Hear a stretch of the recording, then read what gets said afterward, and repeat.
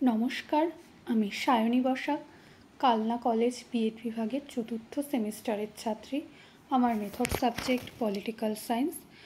আমি আজ ইপিসি 3 প্র্যাকটিকামটির জন্য ক্লাস 11-এর ভারতীয় সংবিধান এককটি নির্বাচন করেছি। এই এককটির অন্তর্গত ভারতীয় সংবিধানের প্রস্তাবনায় ব্যবহৃত বিশেষ শব্দসমূহ সম্পর্কে আজ আমি আলোচনা করব। প্রথমেই জেনে নেব ভারতীয় সংবিধানের প্রস্তাবনার ইতিহাস সম্পর্কে। ভারতের সংবিধানের প্রস্তাবনা হল ভারতের সংবিধানের মুখবন্ধ বা ভূমিকা। এই প্রস্তাবনা বা উদ্দেশিকা সংবিধানের মূল নীতি উপস্থাপন করে এবং এর কর্তৃত্বের উৎস নির্দেশ করে।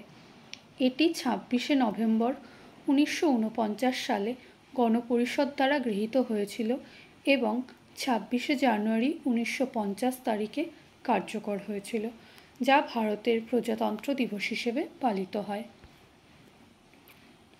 প্রস্তাবনায় ব্যবহৃত বিশেষ শব্দসমূহ সম্পর্কে জেনে নেব।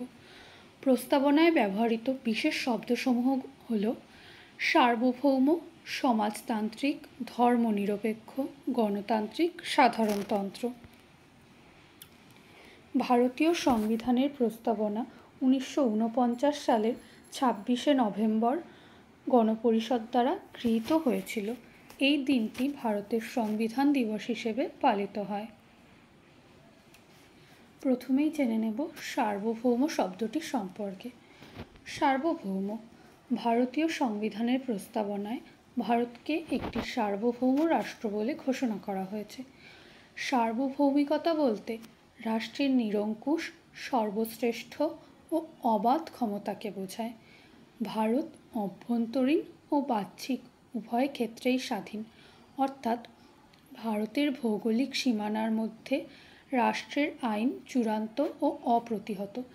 ভারতের ভৌগোলিক সীমানার মধ্যে বসবাসকারী প্রতিটি ব্যক্তি এবং সংস্থা ভারতের এই আইন মানতে বাধ্য এবং ভারত কোনো বাহ্যিক শক্তির নিয়ন্ত্রণবিহীন, অর্থাৎ বাইরের কোনো শক্তিশালী দেশ বা অন্য কোনো সংস্থা ভারতের ওপর কোনোভাবেই কোনো নিয়ন্ত্রণ কায়েম করতে পারবে না। সমাজতান্ত্রিক এই শব্দটি মূল সংবিধানে ছিল না। 1976 সালের 42তম সংবিধান সংশোধনে ভারতকে একটি সমাজতান্ত্রিক রাষ্ট্র বলে ঘোষণা করা হয়েছে। ভারতীয় সমাজতন্ত্রকে তৎকালীন প্রধানমন্ত্রী ইন্দিরা গান্ধী আমাদের নিজস্ব ধরনের সমাজতন্ত্র বলে বর্ণনা করেছিলেন। কেবল জাতীয়করণই ভারতের সমাজতন্ত্র নয়, গণতান্ত্রিক সমাজবাদও ভারতে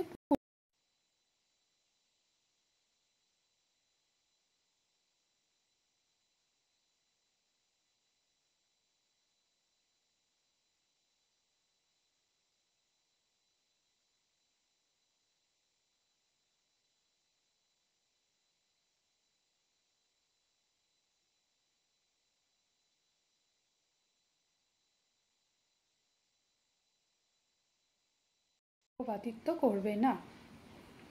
এটি ভারতের ধর্মনিরপেক্ষতার বৈশিষ্ট্য। গণতান্ত্রিক ভারতীয় সংবিধানের প্রস্তাবনায় ভারতকে একটি গণতান্ত্রিক রাষ্ট্র হিসেবে চিহ্নিত করা হয়েছে। রাজনৈতিক গণতন্ত্রের পাশাপাশি অর্থনৈতিক ও সামাজিক গণতন্ত্রকে প্রতিষ্ঠা করতে চেয়েছিলেন সংবিধান প্রণেতাগণ। রাজনৈতিক সাম্য, নাগরিকদের স্বীকৃত রাজনৈতিক ও পৌর অধিকার, একাধিক রাজনৈতিক দলের অবস্থিতি, শান্তিপূর্ণ উপায়ে ভোটদান, সার্বিক প্রাপ্তবয়স্কের ভোটাধিকার ইত্যাদি বৈশিষ্ট্যগুলি ভারতের গণতন্ত্রকে সূচিত করে।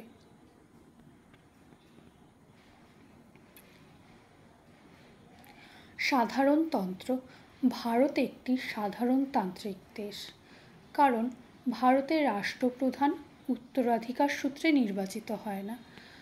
রাষ্ট্রপ্রধান নির্বাচিত হয় জনগণ কর্তৃক প্রত্যক্ষ ও পরোক্ষ ভোটদানের মাধ্যমে। জনগণই শাসন ব্যবস্থার সকল ক্ষমতার উৎস। জনগণের কল্যাণ সাধনই সরকারের প্রাথমিক ও প্রধান কর্তব্য বলে বিবেচিত। তাই বলা হয় ভারতবর্ষ একটি সাধারণতান্ত্রিক দেশ।